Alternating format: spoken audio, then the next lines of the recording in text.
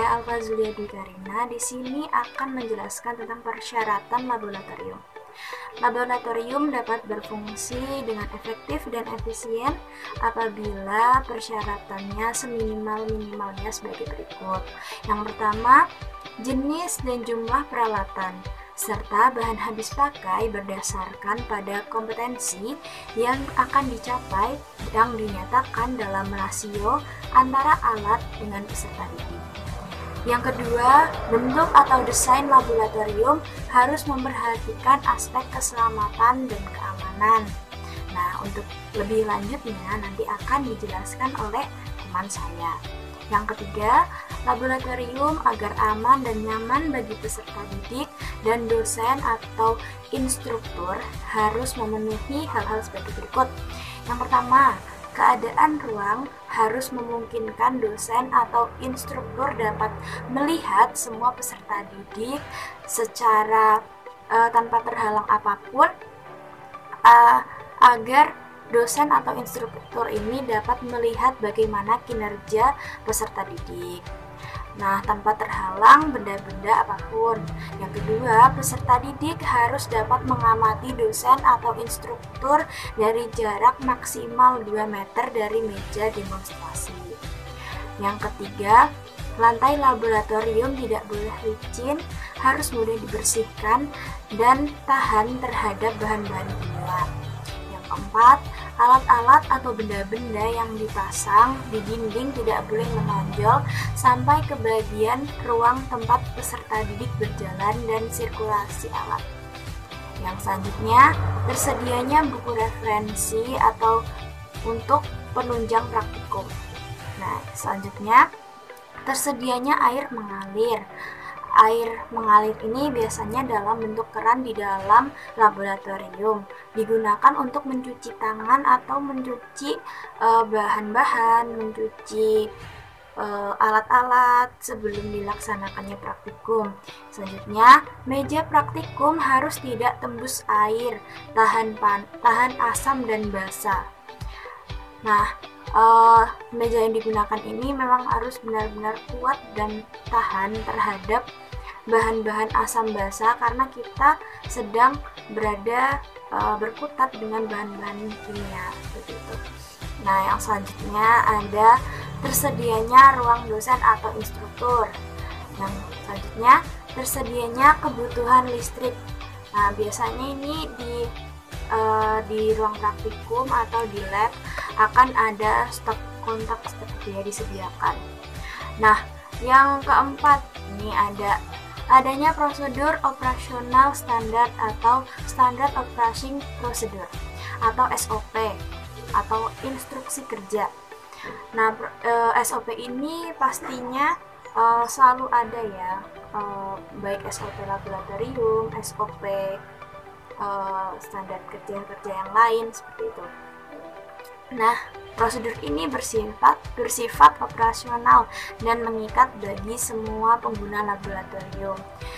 Untuk jenis instruktur kerja yang perlu adalah yang pertama, pedoman pelaksanaan praktikum. Yang kedua, prosedur tetap atau protap pelaksanaan praktikum masing-masing mata kuliah terkait. Yang ketiga, dokumentasi berupa presensi peserta didik, presensi kehadiran dosen, dan objek praktikum. Mengapa harus dipresensi? Karena semuanya yang ada di lab ini nanti, baik praktikum maupun siapa saja yang memakai lab ini nanti agar dapat terdeteksi seperti itu.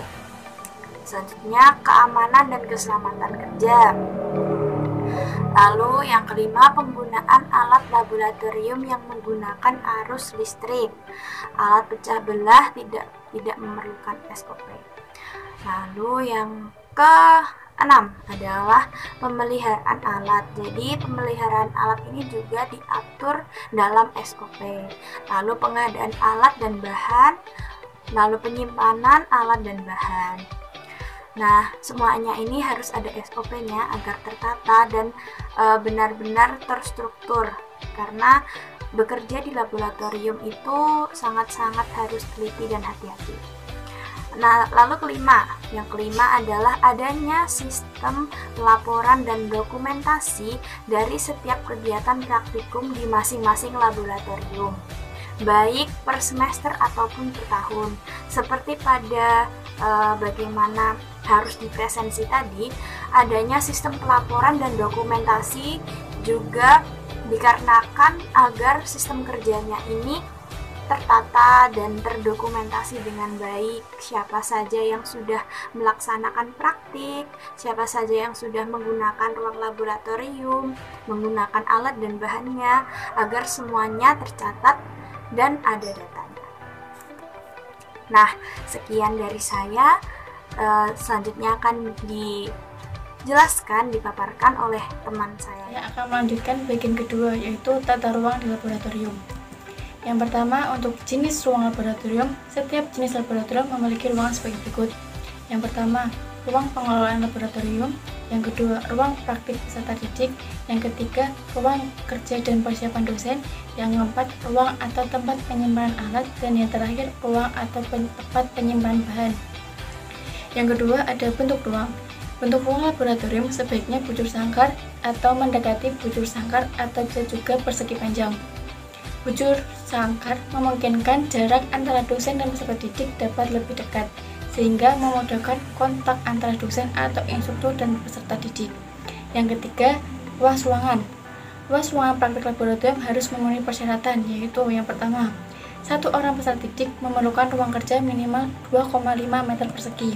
Yang kedua, disediakan ruang kosong antara tembok dan meja kerja sekitar 1,7 meter untuk memudahkan dan mengamankan sirkulasi alat dan peserta didik di laboratorium.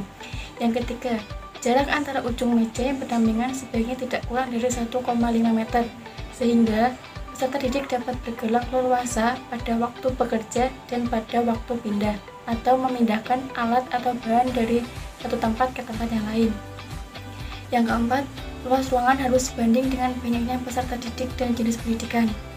Untuk selanjutnya, luas ruangan penyimpangan alat dan bahan disesuaikan dengan jenis alat atau bahan yang ada di setiap jenis pendidikan. Dan yang keempat, fasilitas ruangan disesuaikan dengan kebutuhan teknis masing-masing laboratorium. Itu sedikit penjelasan dari saya. Akan melanjutkan presentasi yang tadi. Kali ini saya akan membahas mengenai pengelolaan laboratorium.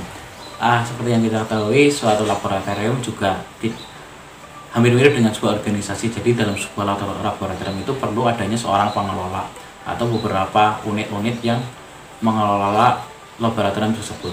Nah, di laboratorium ini memiliki tiga aspek yang utama, yaitu ada seorang kepala unit laboratorium, yang kedua adalah penanggung jawab laboratorium, yang ketiga adalah teknisi laboratorium. Perbedaannya apa saja? Nah, yang pertama, seorang kepala laboratorium bertanggung jawab terhadap semua kegiatan yang diselenggarakan laboratorium, baik apapun itu. Tugasnya ada dua, yaitu mempertanggungjawabkan semua kegiatan di laboratorium dengan dibantu oleh semua anggota laboratorium itu sendiri. Nah, yang kedua, memimpin, membina dan mengkoordinir laboratorium tersebut. Dengan beban kerja tersebut, kepala laboratorium harus memiliki komitmen yang tinggi tentunya dan memiliki jiwa seorang pemimpin, seperti itu. Yang kedua, ada penanggung jawab laboratorium. Nah, penanggung jawab laboratorium ini bertugas membantu secara langsung tugas-tugas seorang kepala laboratorium yang tadi. Tugasnya itu misalnya dalam bidang administrasi, sistem administrasi, dan lain sebagainya. Dalam hal ini, seorang penanggung jawab laboratorium itu biasanya minimal itu harus seorang sarjana sains terapan, seperti itu. Tugasnya itu juga ada dua. Yang pertama, mempertanggungjawabkan semua kegiatan yang ada di praktikum pada laboratorium itu secara terorganisir, terjadwal, dan memiliki kerjasama yang baik. Terus yang kedua yaitu memimpin, membina, dan mengkoordinir aktivitas yang ada di laboratorium, baik dengan sesama siswa atau sesama guru, seperti itu. Yang ketiga adalah seorang teknisi atau tenaga pembantu laboratorium. Nah, teknisi ini adalah seorang yang bertugas membantu aktivitas peserta didik dalam melaksanakan kegiatan laboratorium. Misalnya beberapa yang misalnya pelajaran-pelajaran yang ada di berhubungan dengan laboratorium. Itu tugasnya teknisi yang pertama itu menyiapkan alat-alat untuk percobaan peserta didik, terus memelihara alat-alat tersebut, terus menyiapkan bahan-bahan yang habis pakai. Itu intinya itu menjaga inventarisasi laboratorium. Nah, itu ketiga tugas seorang pengelola laboratorium. Ya, kita lanjutkan. Ada beberapa kegiatan yang dilaksanakan oleh pengelola di laboratorium. Yang pertama yaitu memberikan pelayanan laboratorium bagi pengguna. Yang kedua, mengadakan pertemuan periodik untuk komunikasi antara dosen. Lalu ada menjadwalkan penggunaan laboratorium, membuat jadwal pemeliharaan alat laboratorium. Lalu ada melakukan pemeliharaan keadaan laboratorium secara keseluruhan. Yang keenam, ada melakukan pemeliharaan secara preventif, yaitu berupa alat dan bahan. Yang ketujuh, ada melakukan kalibrasi terhadap peralatan laboratorium sesuai dengan spesifikasinya. Yang kedelapan adalah melakukan perbaikan terhadap alat-alat laboratorium yang tentunya mungkin rusak atau bermasalah. Lalu ada melakukan inventarisasi atau pendataan alat-alat laboratorium. Ya, misalnya ada yang baik mana, yang rusak yang mana, seperti itu. Yang ke-10 yaitu membuat dan mengusulkan rencana anggaran biaya laboratorium itu sendiri. Yang ke-11 menerima dan memeriksa alat-alat dan bahan yang diterima untuk penggunaan di laboratorium. Yang ke-12 melakukan langkah-langkah yang perlu dilakukan dalam kegiatan-kegiatan di laboratorium agar berlangsung aman dan terhindar dari hal-hal yang tidak diinginkan. Yang ke-13 itu mencatat dalam buku harian kejadian-kejadian yang terjadi di laboratorium. Misalnya ada kecelakaan, ada misalnya hal-hal yang rusak, misalnya gelas pecah atau apa dan lain sebagainya. Terus juga pencatatan terhadap penerimaan bahan-bahan yang baru gitu. Nah, selanjutnya ada pendanaan laboratorium. Nah, suatu laboratorium tentu tidak akan terlepas dari yang namanya anggaran-anggaran. Nah, bagaimana proses pendanaan yang ada di laboratorium itu sendiri? Tentunya harus ada sebuah pendanaan di laboratorium. Nah, pendanaan ini pendanaan itu diperlukan untuk biaya operasional laboratorium seperti pemeliharaan rutin, perbaikan perangkat laboratorium yang misalnya tidak terduga seperti itu. Dana yang digunakan untuk kegiatan di laboratorium ini bersumber dari pemerintah daerah, masyarakat, dan tidak mengikat. Misalnya ada yang mau menyumbang dan sebagainya. Nah, beberapa kegiatan yang menghasilkan dana di laboratorium misalnya meliputi penyediaan layanan jasa berupa penyediaan layanan maksud saya berupa layanan jasa institusi lain dan lain sebagainya seperti itu. Oke. Saya akan menyampaikan poin E mengenai pemeliharaan dan penyimpanan alat dan bahan laboratorium. Nah, mengapa sih sebenarnya perlu diadakan pemeliharaan? Ya, pemeliharaan ini diadakan dengan tujuan agar alat praktik dapat berfungsi sebagaimana mestinya dalam waktu yang lama dan tetap terjaga dengan baik. Pemeliharaan ini dilakukan secara berkala dan secara rutin, jadi secara kontinu gitu, berkelanjutan. Tidak bisa hanya dilakukan sekali, 2 kali, itu tidak bisa teman-teman. Jadi perlu diadakan pemeliharaan secara berkelanjutan gitu, secara rutin gitu. Nah, selanjutnya apa aja yang perlu diperhatikan ketika mengadakan pemeliharaan alat dan bahan laboratorium? Ada beberapa prinsip pemeliharaan yang perlu diperhatikan. Yang pertama, menjaga kebersihan alat dan tempat menyimpan bahan serta mengganti bagian-bagian peralatan yang sudah habis masa pakainya secara berkala. Jadi ibaratnya kalau kita biasanya bahasanya kalau misalkan alat dan bahannya sudah kadaluarsa gitu ya, itu perlu diganti gitu ya. Ibaratnya kita kita punya makanan itu udah kadaluarsa, nggak mungkin kita makan lagi gitu ya, mesti kita ganti gitu, kita ganti dengan yang baru. Begitupun juga dengan alat dan bahan laboratorium gitu. Kemudian yang kedua, mempertahankan fungsi dan peralatan serta bahan. Kemudian yang ketiga, mengemas, menempatkan, menjaga, mengamankan peralatan dan bahan praktik.